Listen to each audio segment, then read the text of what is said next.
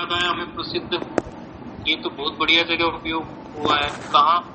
आत्मा व हरे द्रष्टव्य, श्रोतव्यो, मंतव्यो, निधि ध्यासितव्यो। मैत्रेय आत्मनो व हरे दर्शनेन श्रवणेन मत्वा विज्ञानेन।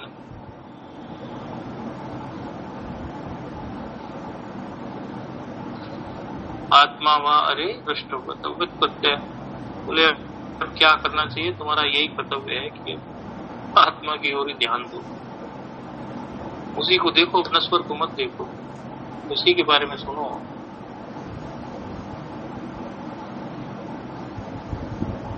तो ये कर्तव्य की दृष्टि से ऐसा कर्तव्य की तरह कि चलो ये कर्तव्य ही हो गया जब आप ऐसी स्थिति में हो।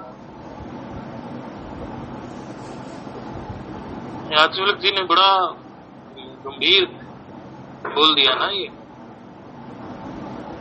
अब आगे मैत्रेयी जाने क्या करना है क्या नहीं करना। इसलिए प्रत्येक साधक को विवेक करना ही चाहिए कि जीवन किस तरफ जा रहा है, पहले के कितने वर्ष बीत गए, अभी कितने बीत गए। जब करते हो तो जब से आगे भी देखो कि जब का पुण्य आपको अंदर क्या विकसित किया। ध्यान करते हो, ध्यान ने आपको उससे अगले पायदान पे लाके रखा कि नहीं रखा। जब अंतिम चीज नहीं है, ध्यान भी अंतिम चीज नहीं है। जब तक आप तत्वमसि इत्यादि महावाक्यों को प्रसाद झेलने के लायक नहीं बन जाओगे, तब तक वो सब आपके लिए सहायक साधन है। क्या आप जो है, जो श्रुति सम्मत उपनिषद है, जो आत्मा ब्रह्म की एकता को दर्शाने वाले जो महावाक्य हैं, उनको झेलने की योग्यता आई, उनको हजम करने की योग्यता आई। वो योग्यता को लाने के लिए जब ध्यान इत्यादि सहायक साधन होते हैं, ऐसा नहीं होता कि केवल वही अंतिम चीज है, वो सहायक साधन होते हैं। तो उनको भी करना है, लेकिन ये देखना है कि उनसे आगे हम कितना बढ़ रहे हैं।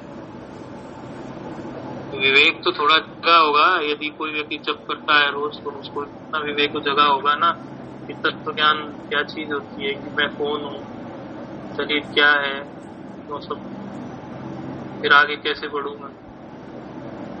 यदि नहीं विवेक जगता है या कम जगता है तो साधन कम, असाधन ज्यादा होगा। तो और करो साधन, और करो साधन, धीरे धीरे करो कोई साधन। तो फिर उपनिषदों का गंभीर रहस्य जो श्रुति माता जो आपको देना चाहती है वो प्रकट हो जाएगा। इसलिए वर्ष दर वर्ष गुरु पूर्णिमा आती है, तो प्रत्येक गुरु पूर्णिमा पे गुरु को दक्षिणा यही दे दो आप लोग। धन इत्यादि की दक्षिणा तो लोग समझ नहीं होते। नियम तो है, गुरु जहाँ रहते हैं तो गुरु के पास गुरु पूर्णिमा पर जाकर उनको भेंट पूजा करो, उनको दक्षिणा दो, उनका धन्यवाद दो कि आपने हमारे जीवन में प्रकाश दिया है, तो आपने हमें जीने की राह दिखाई है। लेकिन यदि ऐसा नहीं कर सकते तो आत्मान्वेषण करिए। आप देखिए आप कितना बढ़े हैं पिछली गुरु पूर्णिमा से इस गुरु पूर्णिमा पर।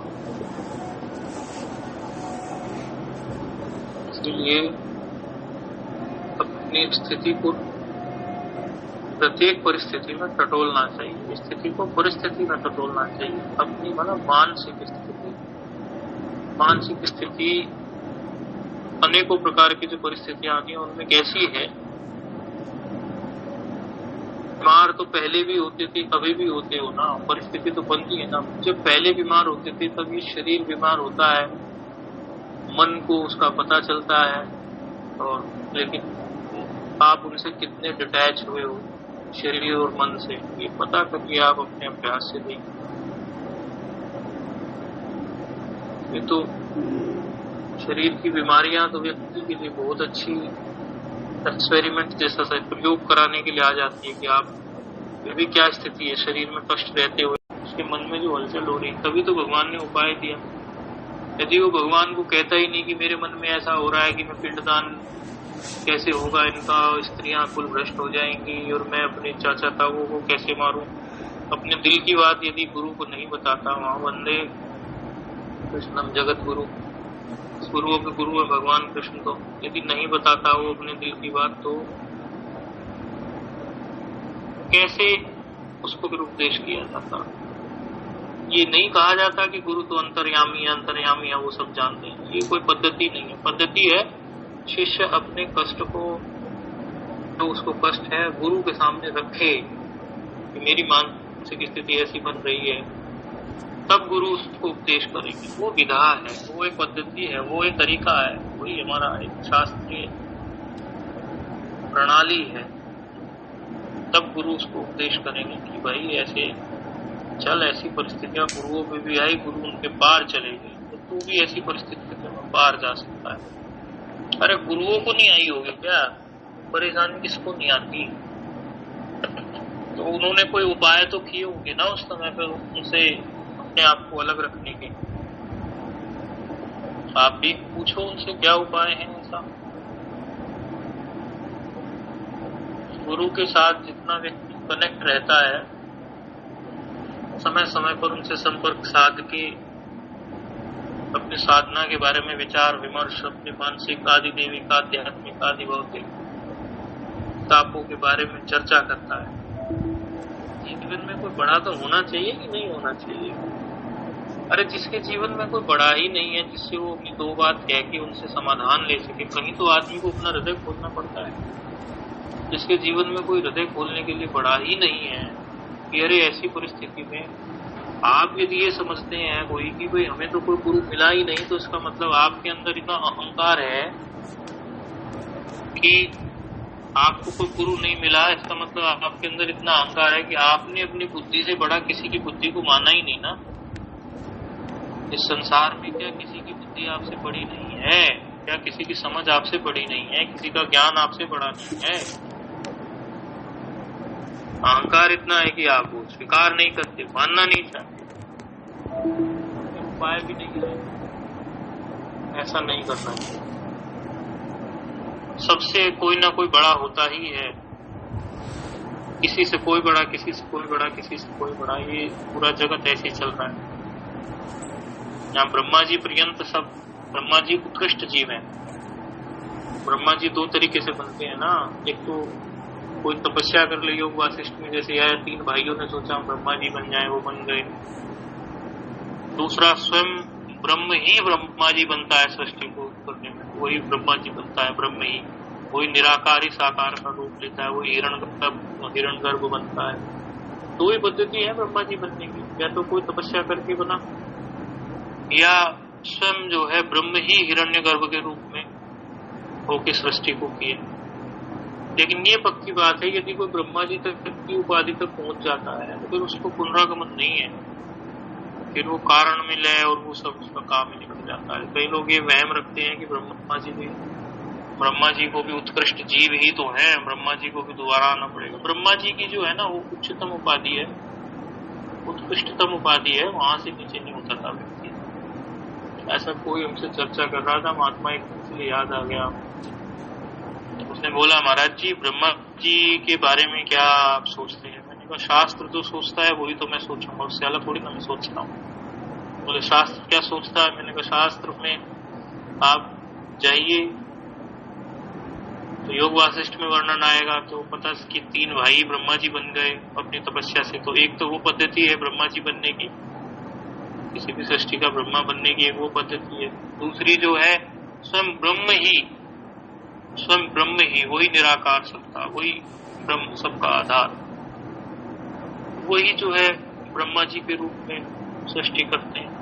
यही 2 तरीके हैं, लेकिन दोनों ही तरीके में ब्रह्मा जी का कोई पुनरागमन नहीं है, ऐसी भ्रांति मत पाल देना।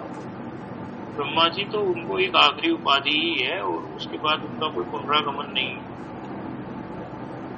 जो समझो ब्रह्म ही बने हैं तो वो तो पहले से ही पूरे हैं, उनमें तो उन्हें तो कोई और, वो तो अपनी मर्जी से लीला कर रहे हैं।